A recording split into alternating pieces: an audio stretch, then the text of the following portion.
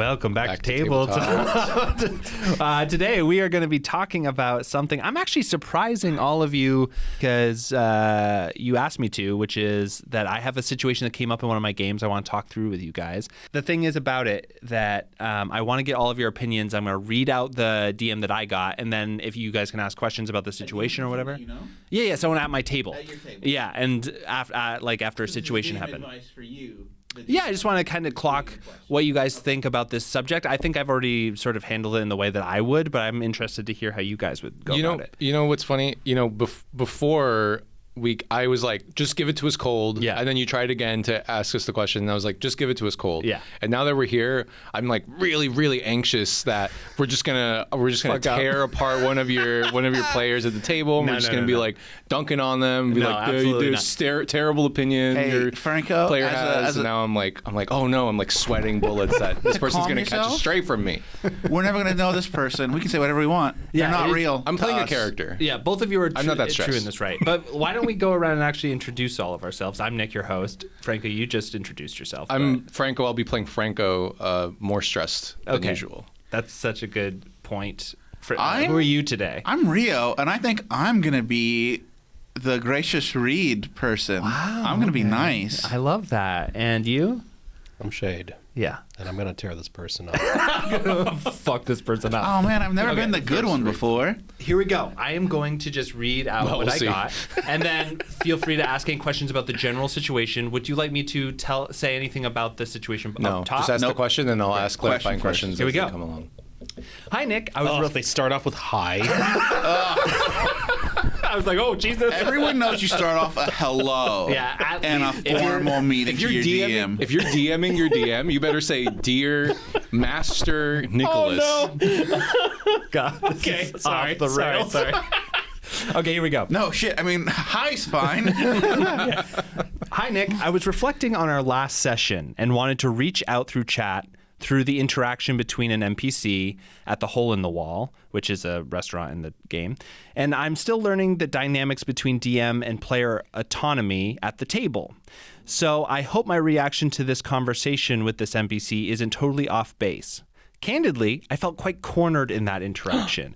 I understand that sometimes this happens or needs to happen in a game, but I assumed that there'd be some power as a player, e.g. a rolling deception or something, that didn't manifest when we played it out. I think that if I had been given the opportunity to roll deception and failed, even against an impossible DC, I would have felt better about the circumstance and also would have been more comfortable / better equipped to roleplay it out. Instead, I felt a little panicked and spent a good part of the play afterwards trying to figure out what the heck had just happened. I guess it was best to share this to get your thoughts and reactions since I recognize this is a two-way street and that there might be context I don't know. Let me know what you think. This is fascinating. I will say right up top, this player is awesome. She's really great. I like her a lot. The thing about this that I thought was so interesting is that I did not clock anything in the moment, and this sort of came as a surprise afterwards. So Skill any issue, question, yeah. So any questions that you guys have about the situation or the So this whatever it was. restaurant that's called Hole in the Wall. The Hole in the Wall, yeah. What kind of restaurant is it? Yeah, that doesn't matter at all. But it's a place where the Thieves Guild operates out of. So they were in the restaurant portion, and then there's What do they serve? Like, is it like a seafood, there's pasta? not a lot of Is it seafood. well frequented by the people in the town? It is by people that, like, in the same way that a mafioso sort of hangout is frequented by the locals. Like, yes, but it's not like you're not part of the crowd unless you're part of that crowd. You better not say it's Italian food then, because It's not. otherwise we're gonna get I canceled. mean, this is the thing, is that they live in a mountain, so it's no hard. Italians live in the mountains. What? No, I was saying that there's Jesus not a lot God. of wheat for pastas and stuff. It's a lot of like You can fungus import and those. bats. Oh, okay. So it's like stuff that. it's like a fungus. So you say that the Hole in the Wall is not really well known by people who aren't local? I would say that it's well enough known. They are one of like the open thieves guilds. They're an open thieves guild. Yeah, they are sort of under the auspices by the government, a known quantity as long as they follow certain rules. So a lot of the locals would go there. Sure, yeah. And they would tell other people about it. Yeah. It's a good place to take people. Yeah, so any questions like, about the actual comment? Can I, like, if I brought somebody on a date, would they be like, oh, like, this is nice, or like, wow, I can't believe you brought me here? I think that it would be a lot like going to like a macaroni grill. It's not Olive Garden. It's Wow. slightly elevated. Italian, but again. it's still We're getting canceled. We're fucked. but it's also like, slightly better. You can draw on the tables, that kind of stuff. Okay. Now, Slightly better because you can draw on the tables. Yeah, Macaroni Grill rules. Okay. that is true. You can draw on the tables. I don't think I've ever been there. They have big butcher paper on the Second table. actual question. This is a 5th edition game? This is new 2024. 2024 rules. So update. Fifth-ish. 5.5. Yeah, 5.5. Okay, because when we're talking totally. about what the actual mechanics are. So what was the situation? How did you pigeonhole them and corner them into whatever? Yeah, what did you do What was the wrong? interaction? This What was is the a great interaction? question. So they had the night before robbed a theater that was patroned by one of these nobles in like one of the major noble houses of the mountain. Yeah. Supporting the arts. We love that. She had stolen one of the test play instruments because her family's musicians and she wanted this instrument, and so she pocketed it. And he had cast sort of tracking spells on all the things that are of value inside of the Wow, paranoid. Also, they stole something very important in this thing, but they also were sent to go do it by people that they don't know. This guy shows up and is like, hey, so with this magical device, and it's like, so one of you has one of my instruments, and I assume that you guys were the people involved last night. And I just want to talk to you Why did about they assume that?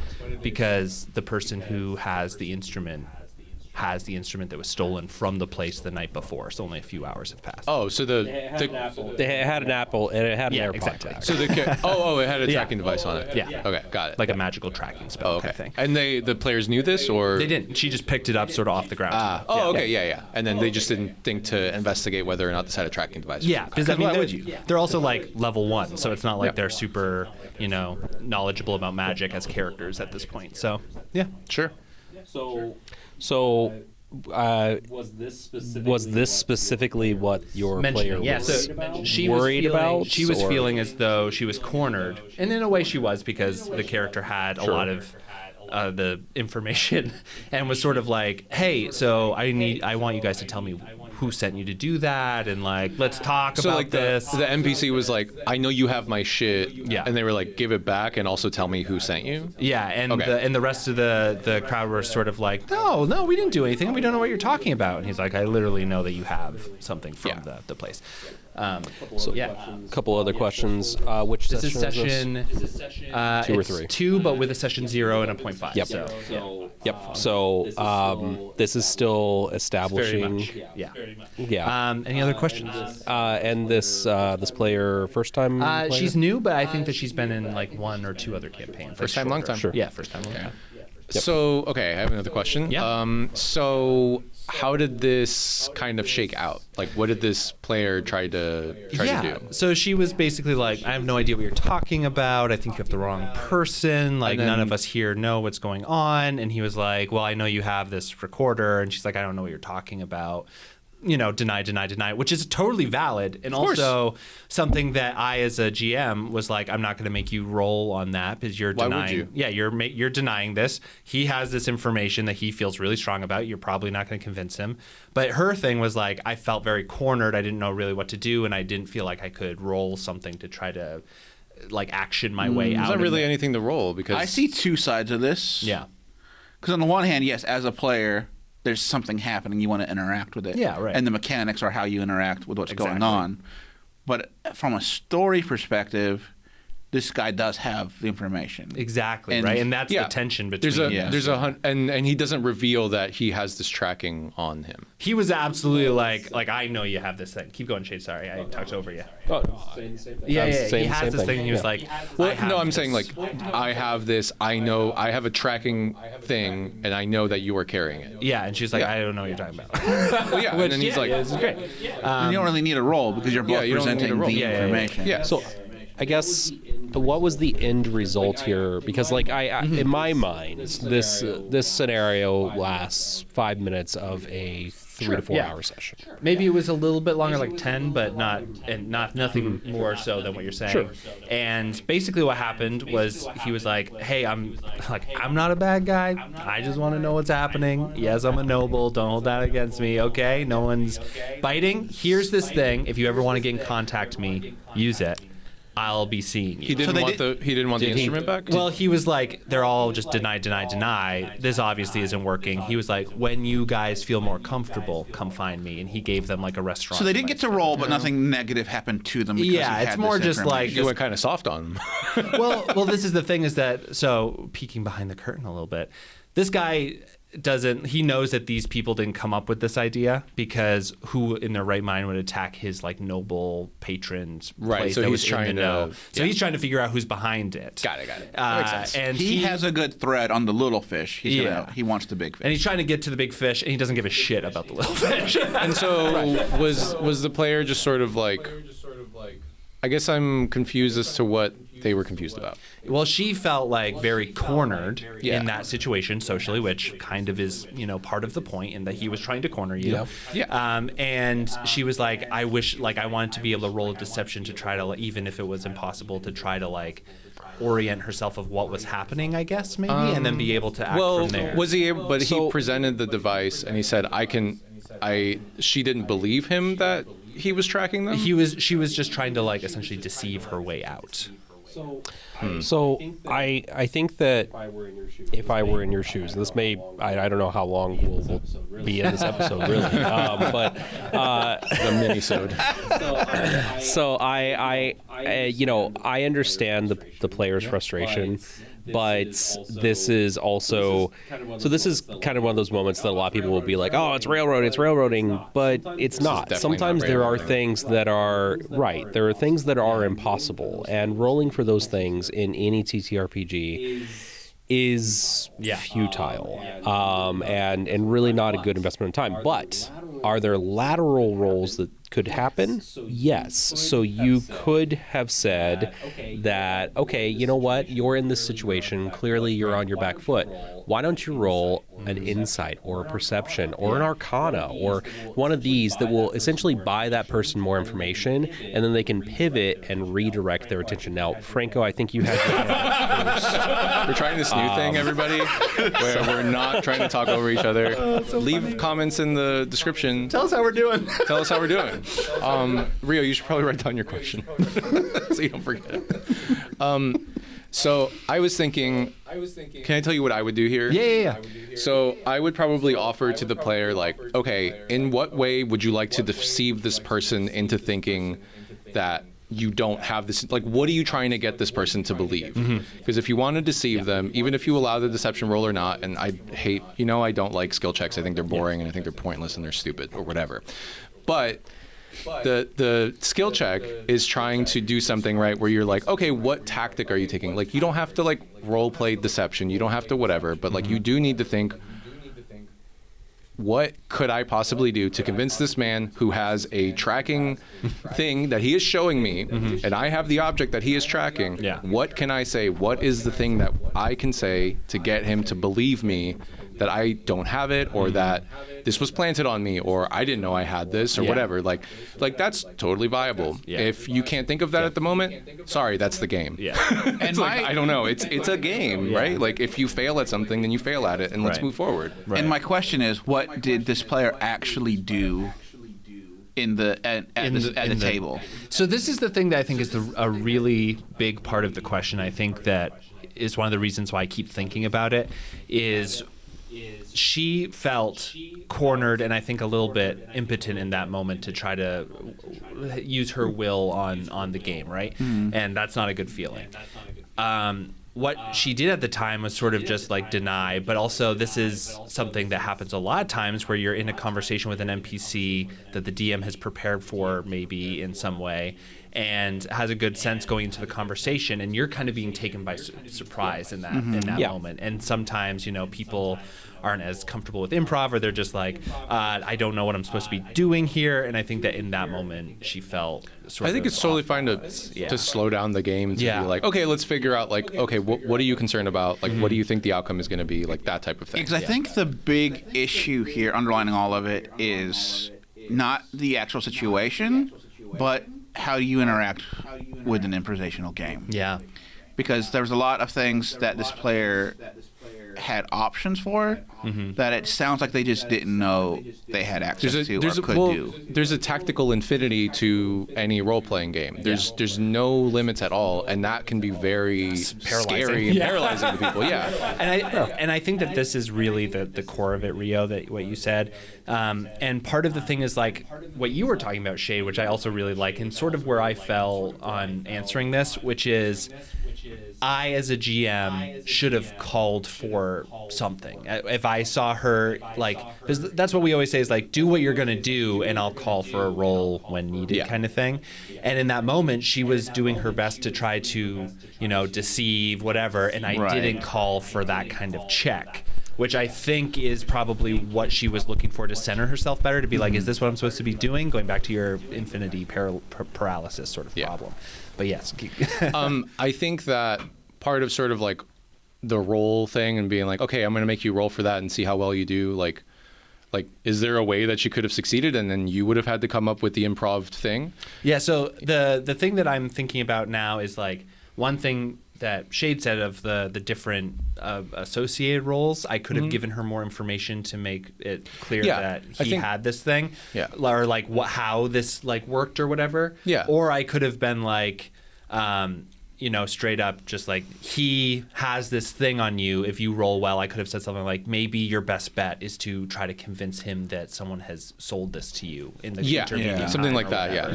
Yeah. And that is probably where I fell down as a GM. Also because as someone who plays mostly with people who are very cognizant of the rules, going back to our episode about how well should people know the rules, a lot of us will self-advocate and be like, can I roll this specific check or can I do this thing? Yeah, because the first thing I would have done was like, oh, I'm sorry, I have this magic coin that interacts with other magical objects in a weird way. Yeah. Boom. Right. That's my deception. That's my lie. Yeah. And that's, but I'm creative. That's fun. No, but okay, sorry. I thought you were saying as the NPC you would do that. I was like, no, he did. You were saying that the player could have said, no, sorry, it's pinging off of the. I love that idea. That's a lot of fucking fun. So the more they play, the more they'll be able to come up with stuff. And then the thing is like, the less that you give them the option to just roll their way out of it, the more often they get a chance to think of that type of shit. Yeah. Like get more to figuring out what the tactical infinity is, and then you as the GM giving them as much information as possible. That you are like, information so important. Don't be afraid to give them information. Just as much information as possible for them to make a decision. That is informed. I really because we were talking there about the infinity paralysis. I really love multiple choice moments, and there could be like it could be an A, B, C, D, and D is or something. Oh yeah, that Avengers game that came out a couple years ago was always like, you can do A, B, or C interactions. It's like, A is good, B is neutral, C is bad. There's, I think that a lot of computer RPGs kind of live in that space, right? The morality system. There's the one that's exactly, all of that. But in addition, in a game, so like we did this kind of recently with. Actually, I think you weren't there for the Waterdeep session, Franco. Sorry, but we had something kind of happen here where they were running from an arena for a cult to Bane. Bane. I was born in the etc. You get it. And they're like trying to. I got it. And they were trying to. That's how I'm going to deliver all my jokes from now on. something. You get it. And they're trying to escape, and Greg, wanted to kind of like brainstorm some things, but just to set the scene, I gave very much a you could go down this way, which looks like this, or you could run ahead, which has this, and just an ABC.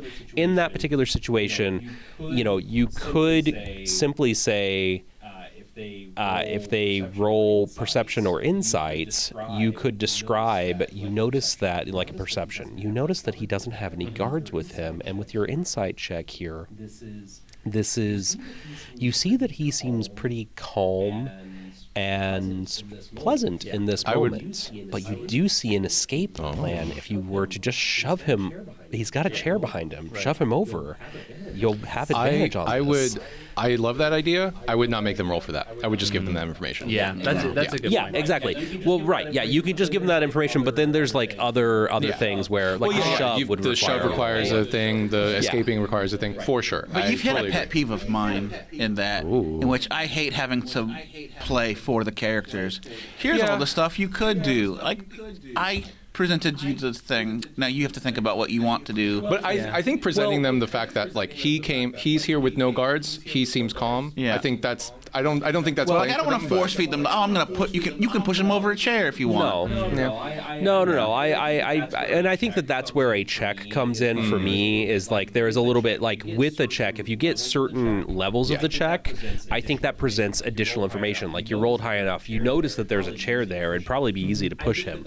I think that's just an observation thing, and that's something I'd rather like go. Oh wait, what if there's a chair nearby and I could push him over it? I would want them to come up with the chair. I don't want to have to think of the room in such a 100% noted detail. Like here's where the chairs are. There's mugs. Yeah. This mug has this much beer in it. This mug is completely full. But I'm not necessarily thinking about the room and having all of that in that moment until that second comes up, and I see their paralysis in decision. They should just not have paralysis. They should just be thinking on their feet constantly. I have a quick thing to add to Go ahead, Nick. Go ahead. So one thing I did say when he was sort of approaching is that they heard this like clanging sound, like tap shoes or like tack tack tack kind of thing, and then when he like kind of spun around, he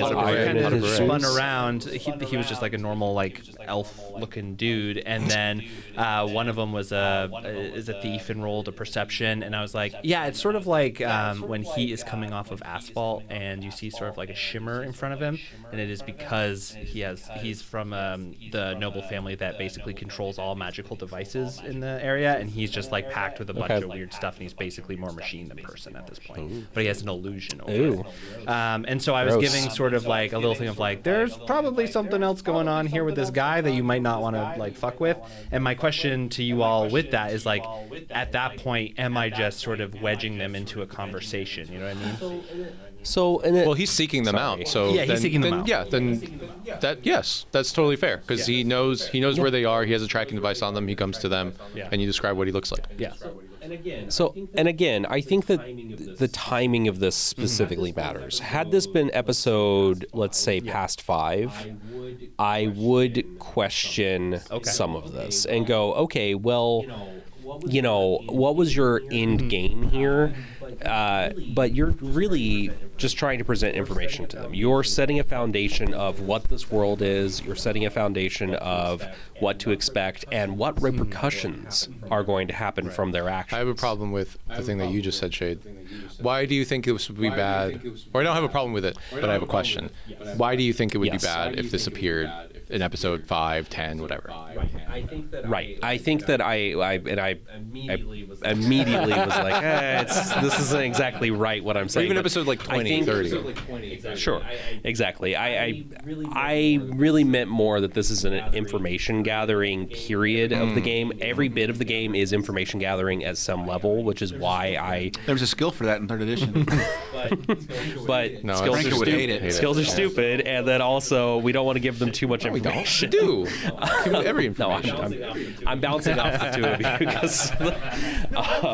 No, I wasn't trying to don't give them information. I'm just saying let them come up with their own improv solutions. To your point as well, Shade, I think that the one thing about it is that like if I had given this situation when they were level 10, they have a lot more tools in their toolbox to respond in a very myriad of different ways. And it takes them 20 minutes to figure out the solution because there's like 30 things on their character sheet. Yeah, exactly. Yeah. But in this early phase, as like level 1/level 2s, they really don't have that huge myriad of things. They also know that this person's a noble and probably powerful in some way, so they're also feeling a little trapped there too. So like, and I want to say this from the top is that I totally understand where this person was coming from, and like I totally get her viewpoint. I don't think it's like flawed at all. And part of it again is like I think that I as the GM should have been calling for roles a little bit more instead of just going. I disagree. I think you just needed to give her more information. Sure. I think it's a learning curve. And they handled it perfectly. About and that part I was the like, game and asking Yeah, totally. Amazing. If you need more, I think that's the only thing they could do. Like, the situation was going to be what it was, and I don't think there was anything wrong with how you ran it or how they interacted with it. Right. And asking the question after is great. It's really good. Yeah. So when Everything happened exactly in a healthy as table. No, totally. One thing I am interested in, though, is like how, as GMs, can we run sort of, because we wanted to talk about consequences on a show at one point, and I was thinking about that when this came in, right? Where it's sort of like, this is consequences in a way, but she stole this thing, and I was like, this is a great, like, the alarm went off, and I was like, okay, so this person is going to try to find where his stuff is, and that's going to lead him to them, probably before other characters get there. And so then, oh gosh, I kind of lost where I was going with that. So I guess how do we show these without it consequences feeling like you're stuck, because you're already on the path from the time before. And thank you for but I feel like you did that by having him be like, I know you have it. I'm not pushing the point. I'm not going to overpower you in this moment.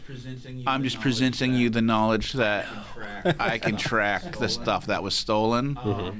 Had to be like, I can track the stuff that and I have the town guard, and now you're all under arrest, and there's going to be no investigation because I have this tracking device. That would have been railroady and bullshit. But just have the guy show up with like the tracking device. That's like, okay, there's tracking technology. We can use that. We also have to get it off of this item now. That's a quest hook. I think that maybe a different way that maybe I would have done this in the beginning is kind of be like, hey, like were they tasked to steal this instrument? No, that was just something that they grabbed while doing other stuff on it. Well, they fucked up. They just fucked up. Listen, I don't know what to tell you. You stole a thing you didn't. No. That is it. No, I think you would have been well within your rights to have that guy come with the town guard and put them in prison. And then now next episode is a jailbreak. They stole something that they were not tasked with stealing. Yeah. What did you think was going to happen? I don't know. It's the Raziel conundrum. The what? The Raziel conundrum. Remember when Bill stole that stopwatch from a random angel that the paladin summoned? That's from our game, not from anything. Cause a 1,000-year consequence chain of events. Yeah. How did you feel about that? Were you like, this is bullshit? Yeah, of course. It's like, but I'm also, I've learned that I'm like a weird like masochist when it comes to my characters. I'm like, give bad things, just pile them on. Well, I mean, I think when they steal it, I think that is when I would tell them. So you weren't. That's I'm totally fine with you stealing stuff, extra stuff or whatever. But you are stealing something that you are not tasked with stealing. Mm-hmm. And then just leave it at that. Just be like, but you can steal it. It's worth a lot. You can tell it's worth a lot of money. Yeah. You can totally steal it. You're all thieves. Go ahead and do it. However, you did steal something from this organization just now. Yeah. That's what you did. Right. And just letting you know. Yeah. And then that's it. That's where I would leave it. They knew the theater. Was, Go for it. Sorry, you're out of my peripheral. They went to this theater that he was backed by a powerful person, and they decided to steal extra shit for themselves. I'm with Franco. They fucked up. And they got off easy. This is interesting to me because like I'm very much on the fence about what you've just said about so to me that is actually a further and worse version of the thing that Rio didn't like that I was saying, where I present you could do this thing or this thing because of the scenarios and the spaces around you. Actionable things. To me, TTRPGs, playing a character in many respects, is about making the choices of conscience rather than just the choice of action. The choice of action is they're all just big damn heroes in a D&D setting. So those are sort of like the specifics on how they achieve something are sort of whatever. But the conscience stuff of like, you weren't asked to steal this or killing is wrong, okay, kind of thing is very different. I think that I guess kind of what I'm saying is that because these people are new players, I feel like I would say something like that, or I would say something like I think maybe nowadays I might say something more like. Sorry, like now with my players who are more experienced and know how I am, I think they usually know. But then also it would probably be something like, okay, yeah, you can steal that extra thing. Emphasis on the extra. Yeah. You know, it's like, yeah, okay, so you steal this extra thing from this, like, you know, rich person or whatever. You know, great. Now what do you do? Yeah. But like, I feel like if you have players that are new to things and they feel like this thing might be bullshit or whatever, or even when the consequence happens, you can just be like, yeah, you stole an instrument. You know, you weren't asked to steal the instrument. Yeah. I love that you stole it. I think it's great. I think I am be a fan of your characters, like that, or players or whatever. Yeah. I think I love encouraging my players to do batshit stuff. You know, it's like, yeah, totally set them on fire. Like, I don't care. Like, do it. Yeah, like, yeah, that's probably not very nice, but yeah. You know, it's just like, yeah, you could. It's like, what do you think would happen if I did this? And it's like, yeah, you know, like, they usually do this in the form of asking an NPC about it. And so in character, they'll like ask Hespero what he would do, and he always says the most deranged shit. Like, I would assassinate the Duke and then impersonate him and then take over his country or whatever. Have you ever? Sounds Yeah, right and to he's me. like, that's what I would do. That's what I would do. Have you ever played Disco Elysium? No. So Oh my gosh. I played I own it. I played it like, for the first time recently, and like you have your shattered psyche, and all the different portions of it are all the skills that you can put in. Okay. And the thing that I love the most about it in my very short time playing it was that depending on how much skill points you've put into different parts of your psyche, they will talk to each other during moments and kind of give you sort of perspective on what you should do and things.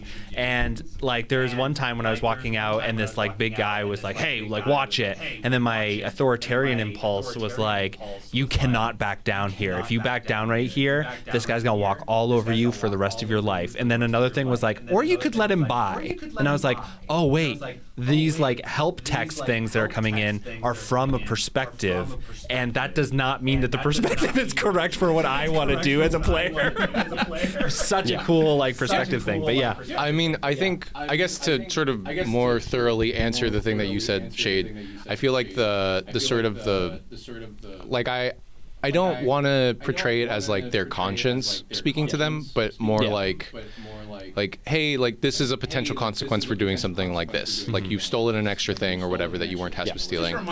Just reminding them that they're in a real simulated world. I think I think continuously reminding players that they are in a simulation, that there are consequences to things or whatever, and like I like doing that type of thing because then it kind of you know helps us all kind of communicate on the same page and kind of gamifies what we're talking about. And so like I don't want to tell them like, hey, don't do that. I want to tell them like, hey, there's potential consequences to this action. Yeah. Especially if they're new players. And I don't mean to. I didn't mean to dismiss that as like a bad idea or anything. I definitely just am. I think that there are times that I am okay doing that, and there are times that I'm not. I remember when we all started Waterdeep, I handed you all a copy of the written laws of Waterdeep. And too bad Valen was illiterate. Too bad, man. Yeah. And this is actually a great. No person is illegal, so this is a really great point, though, is like character knowledge versus player knowledge. So you're kind of approaching the thing from a player standpoint of like, hey, you're stealing this extra thing, you know, and saying that to the player so the player then can translate what they want to do into their character. And their character would know that too. Sure, but like maybe they wouldn't know that like, oh, a tracking spell or whatever would be put on these things. Right. You wouldn't need to say that. Yeah, and so like in the moment they may have been like, yeah, let's just like grab an extra bottle of booze, which one of them did, and one of them was like, yeah, I'm gonna grab this instrument because my family's a thing of musicians. And I was like, yeah, okay, and kind of wrote that down. But like at the same time, if I had at that point been like, you are stealing extra things in this time when you've been told to do these specific things, is that what? Because you're asking them to think about it as a player and not as a character. Exactly. So it kind of like is like the immersion thing of like, where do you want to keep them as a player? Yeah, you don't have to. Yeah, no, totally. I think like I was sort of presenting that as an option in case you felt bad about giving them consequences at all. I guess. No. How did they react to the fact that the thing that they had stolen that was extra was attracting them? Like, were they like, oh shit, like we fucked up or whatever? I think that part of it, and this is going off of, it kind of explains why I was getting this vibe from her, but she was sort of just like, like not really addressing it as like, oh shit, I forgot I stole that thing, like as a player. Instead it was sort of like, no, I didn't do anything, and was still in this moment and was not, it was not sort of like, and I guess the way she puts it is that she kind of froze in this moment and was like completely focused on like, what am I supposed to do here? I don't know what I'm supposed to do. And then afterwards she was still thinking. I think in that situation, I think voicing that at the table is really important. Yeah. Because then you're like, hey, I feel like I don't know what I'm supposed to do here. Right. Can we talk about this? Yeah. Totally normal to do that. Totally, yeah. Yeah. Yeah, absolutely. And I would say that a part of this may also be if they clocked that this is like more robot than person. It's a dangerous Clock. it's a clockwork person. That may have also created a, oh God, I don't want to get our characters killed kind of paralysis as well, which is always valid, but again, just kind of opening up the idea of this is just a information thing. Well, this is another thing, and I think we can close after we talk about this. But Rio, you and I, but mostly you, talk about this all the time. Of like, and you brought it up on our last episode, and I only know the episode. I edited it recently, but where you say that players sometimes, when they're dealing with consequences, what they really want is control over how the consequences are meted out. Like they want some sort of like shaping hand in what consequences for these actions looks like, right? And I think part of that in these situations too is like, you know, you're in a dialogue as players, but you're also in a dialogue as characters, kind of figuring out what the consequences are going to be. And so I just wanted to like, you know, put some money in the machine and let you go around sort of like consequences. You gonna put a nickel in me? Cha-ching! But sort of like how a DM and a player should talk around sort of as consequences are coming out that either don't feel right or they're surprised by or whatever it is, like some thoughts around that as both a GM and a player. This is actually very interesting because I've been I'm going to say meditating on, because I don't have a better word for it, but collaborative storytelling at the table. Because it is important, I think. So like, okay, here's what's happening, but to give the players some sort of say in giving prompts or alternates, but without being like, do you want this bad thing to happen to you or not? Because obviously there's going to be, oh no, I would prefer not. So it's like, how do you include the players in the collaborative story without losing control? Like, I think it's such an interesting question because, like, for me as a player, I am, at least recently, I don't know why, but I have been just like, yeah, give me more consequences. Like, I'm going to do this non-optimal thing, and we're going to find out what interesting thing happens when I have to deal with the consequences to that. You know what I mean? And so, like, as a player, I'm like super into consequences because it's like me almost being able to give the DM something of like, let's talk about this more, because like I want to keep going. But like, what do you guys think? Because not everyone goes that way, and we actually play with a lot of folks that don't see consequences in that way, which I will admit is pretty specific. So, Franco, you had your hand up. Yeah. So I would say like, I feel like in these types of situations, it's really important to telegraph danger, and that sort of like gives a shadow of what the consequence could be of that, like this. What? Because I was gonna say, we're doing a collaborative storytelling.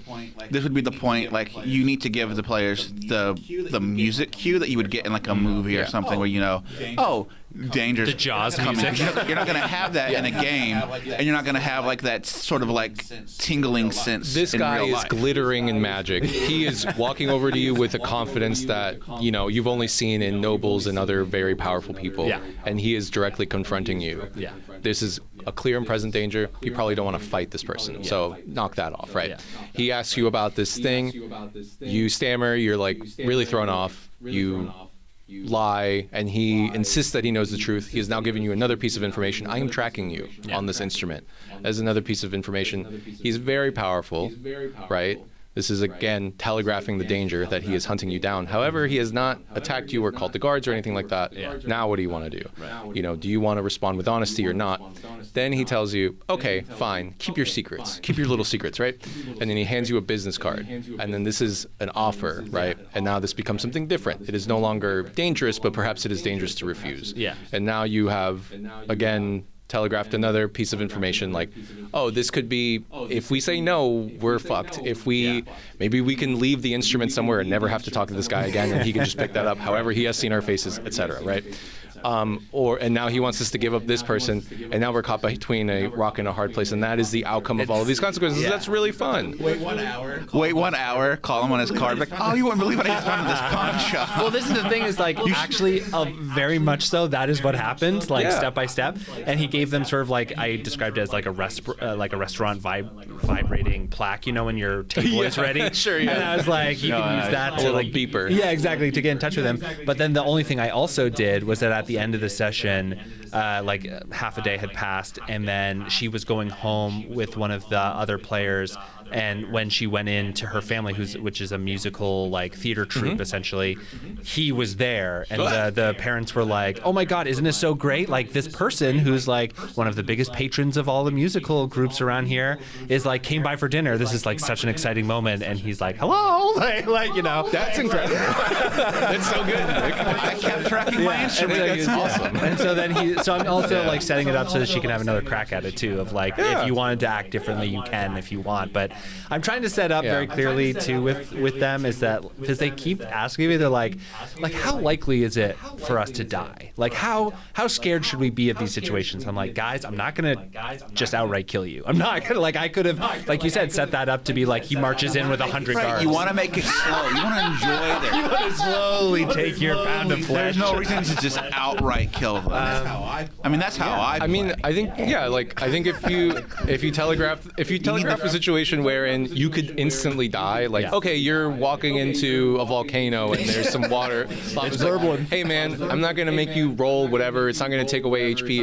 If you touch that lava, if you step right into that lava, you are super dead. That is how lava works. Yes, this is like my English teacher in high school told me. If you're writing a trap, the trap needs to be avoidable or survivable. You can't take away both of those options. I think that's really. It's a bad trap. But it's a good piece of game. But I like taking that philosophy and putting it towards NPCs as well, like personality-wise and stuff. You totally should. Yeah, of like trap theory. Yeah, Runehammer's trap theory. Watch that video. It's a great video. Okay. Is it just YouTube or is it? Yeah. Okay. Runehammer. Yeah. Cool. But because that makes so much sense to me. Of like if you're going to the guard, and isn't that a Pokemon guard? Root hammer? Probably. Yeah. Woodhammer.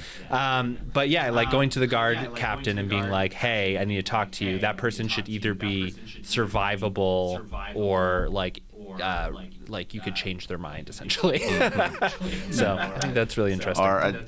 Anything else before we close this out? Survivable or malleable? Survivable, malleable. Yeah. Avoidable. Anything else before we close out? Mitigatable. I think you're a good thanks, guy. Rio. I think you're a good guy too. Yeah, I mean, the other thing is like, what a blessing as a DM that this person just reached out. Yeah, hashtag blessing. That this person reached out and was like, yeah, I'm still thinking about this moment. Like I want to stay. Yeah, it haunts me. And like I want to. I'm gonna form a podcast. We're gonna talk about it eventually. And then like it just like I just am counting my lucky stars that like my table feels like they can just like quickly talk to me about these things. What a great problem to have. Sure.